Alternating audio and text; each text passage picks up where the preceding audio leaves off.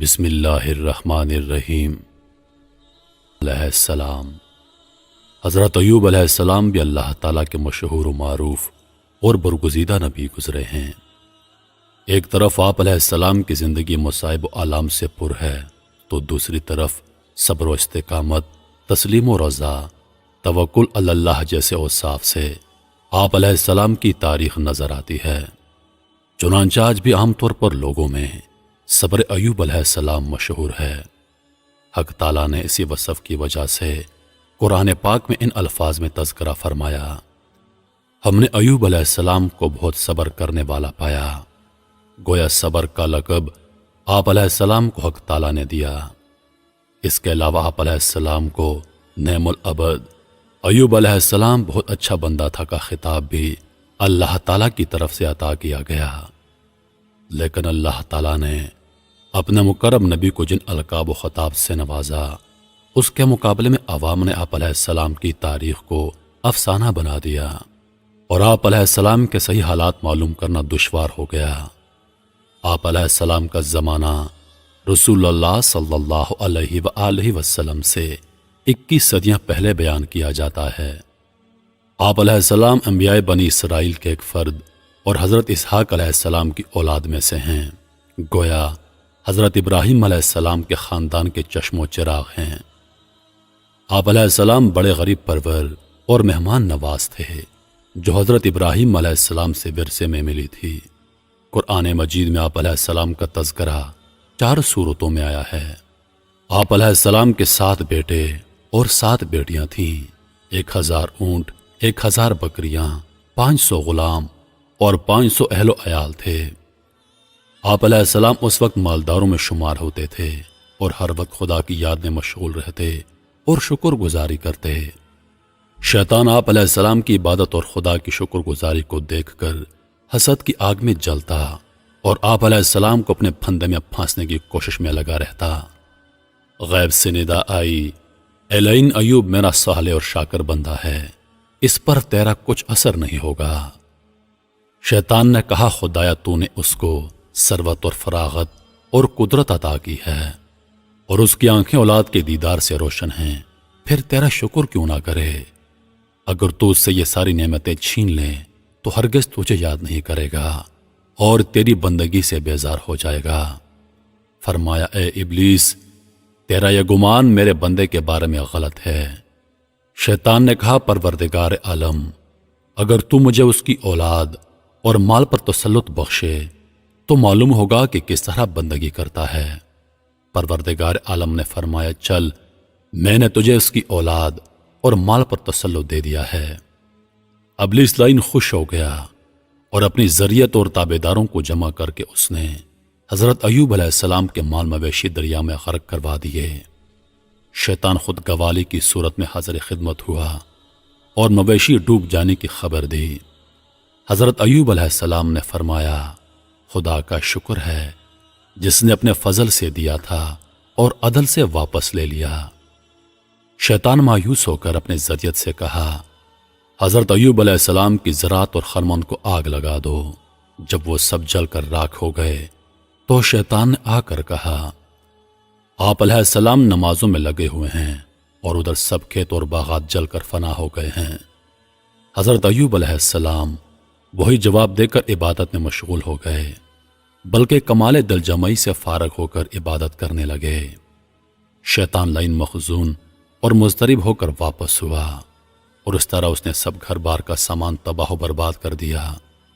وہ ملعون ہر تباہی کی خبر حضرت ایوب علیہ السلام کو دیتا گیا، لیکن حضرت ایوب علیہ السلام پہلے سے بھی زیادہ دل جمعی سے عبادت کرنے لگے۔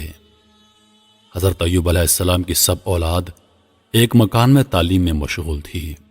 شیطان نے مکان ان پر گرا دیا اور فرزندان سعادت مند اس مکان کے نیچے دب کر جم بھاگ ہو گئے۔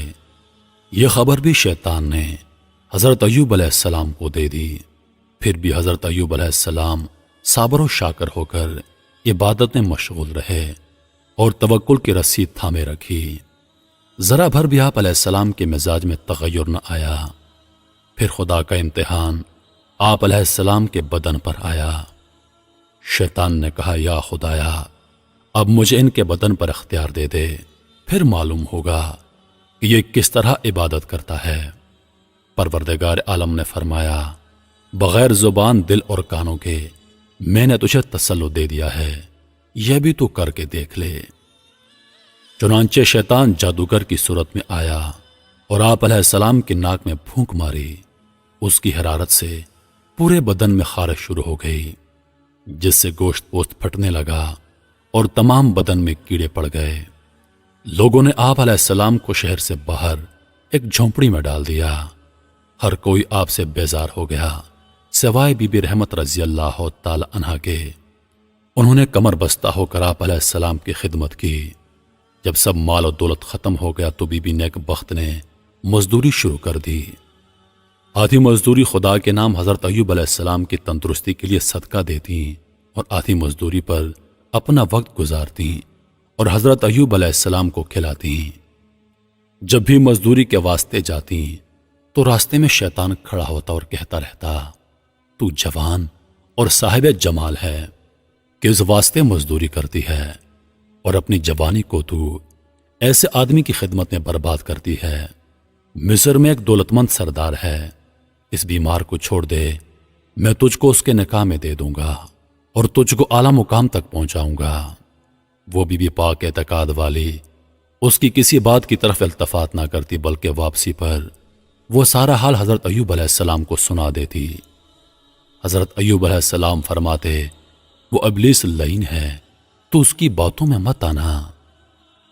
ایک دن ابلیس لعین طبیب کی شکل میں بی بی کے سامنے حاضر ہوا اور بی بی سے کہا، اس بیماری کا علاج گوشت خوک اور شراب ہے، اس کے بغیر کوئی علاج نہیں۔ اور بعض نے کہا کہ ایک دن بی بی نے اپنے تھوڑے سے سر کے بال کاٹ کر فروخت کر دیے تھے۔ شیطان طبیب بن کر آیا اور بی بی سے کہا، اس کا علاج میں کرتا ہوں لیکن شفا مجھ سے سمجھو۔ جب یہ بیماری لمبی ہو گئی تو حضرت ایوب علیہ السلام نے خدا کی جناب میں فریاد شروع کر دی، جیسا کہ ارشاد باری تعالی ہے، یاد کر ہمارے بندے ایوب علیہ السلام کا ذکر، جب اس نے اپنے رب کو پکارا کہ مجھے شیطان نے رنج اور دکھ پہنچایا ہے۔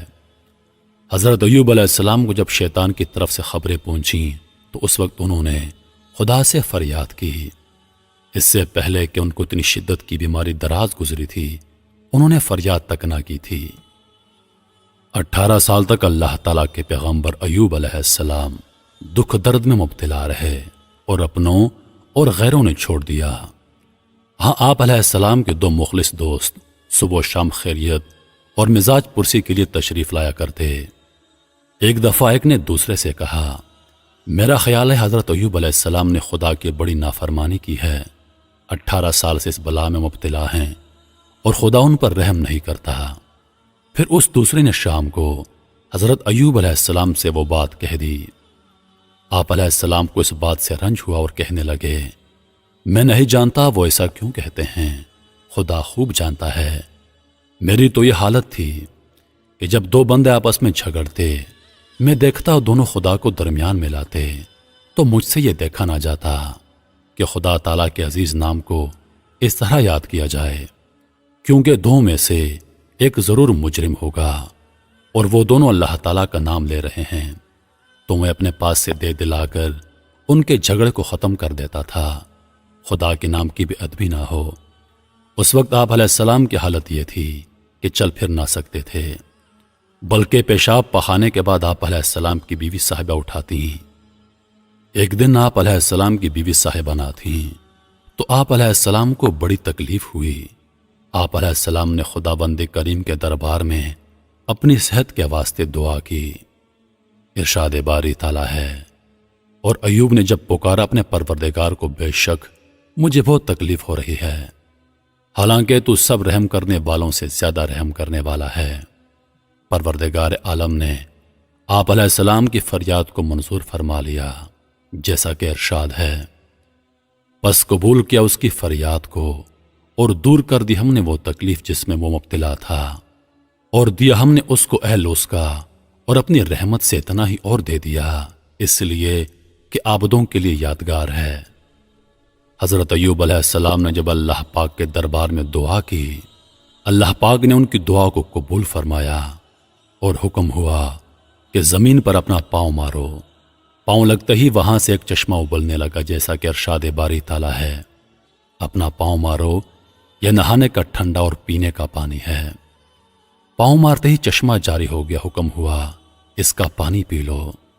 جب پاؤں مارے تو 2 چشمے جاری ہو گئے، ایک نہانے کے واسطے اور دوسرا پینے کے واسطے۔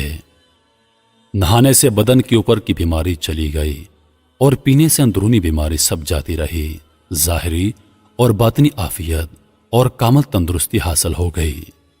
حضرت ایوب علیہ السلام نے اللہ پاک سے التجا کی، یا الہی تو ارحم الراحمین ہے، میری حالت پر رحم فرما۔ بی بی صاحبہ جب آئیں تو اس سے پہلے حضرت جبریل علیہ السلام عمدہ لباس پہنا کر حضرت ایوب علیہ السلام کو چلے گئے تھے۔ بی بی صاحبہ نے آ کر دیکھا کہ مریض شوہر تو کہیں نہیں اور کوئی تندرست نورانی چہرے والا آدمی بیٹھا ہے۔